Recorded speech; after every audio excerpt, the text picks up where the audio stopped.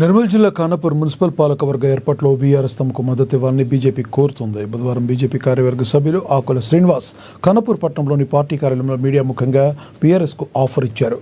Chairman పదవి కావాలంటే vice chairman 4 కో ఆప్షన్లు తమకు ఇవ్వాలన్నారు. లేదా 4 కో ఆప్షన్లు వైస్ చైర్మన్ మీరు తీసుకుని తమకు చైర్మన్ ఇవ్వాలన్నారు. ఖానాపూర్లో కలిసి నడిస్తే అభివృద్ధి చెందుతుందని ఆయన తెలిపారు. బీఆర్ఎస్ సహకరిస్తే ఖానాపూర్కు ఇంటిగ్రేటెడ్ స్కూల్ను తీసుకొచ్చారన్నారు. ఖానాపూర్ పట్టణంలో ఉపాధి హామీ అమలు చేసే ప్రయత్నం చేస్తామని హామీ ఇచ్చారు. మేము చైర్మన్ వైస్ చైర్మన్ గురించి మాతో మాట్లాడుతున్నాయి సైతే ఊరే కాబట్టి మేము రాలేకపోయినాం. ఏదైతే మేము అనుకుంటామైతే జాసన్న గారు బీఆర్ఎస్ పార్టీ శ్రేణులకు జాసన్న గారికి మేము ఒకటే వేడుకుంటున్నాం.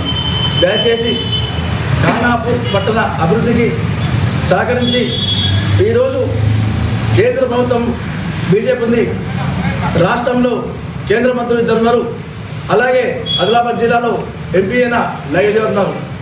కాబట్టి మరి ఈరోజు ముఖ్యమైనటువంటి జాతీయ ఉపాధి పథకం మరియు మరి పెద్ద సమస్య అయినటువంటి మన యంగ్ ఇండియా ఇంటిగ్రేటెడ్ స్కూల్ సమస్య, ఈ 2 సమస్యలు ముఖ్యమైన పెద్ద ప్రధాన అంశంగా ఉన్నాయి. కాబట్టి మీరు బీఆర్ఎస్ పార్టీ తరపుకెళ్ళి మాకు ఒక్క చైర్మన్ సీటు బీజేపీకి వదిలి మిగతా వైస్ చైర్మన్ 4 ఆప్షన్లు బీఆర్ఎస్ తీసుకొని ఒక చైర్మన్ పదవి బీజేపీ అని చెప్పి కోరుకుంటున్నాము.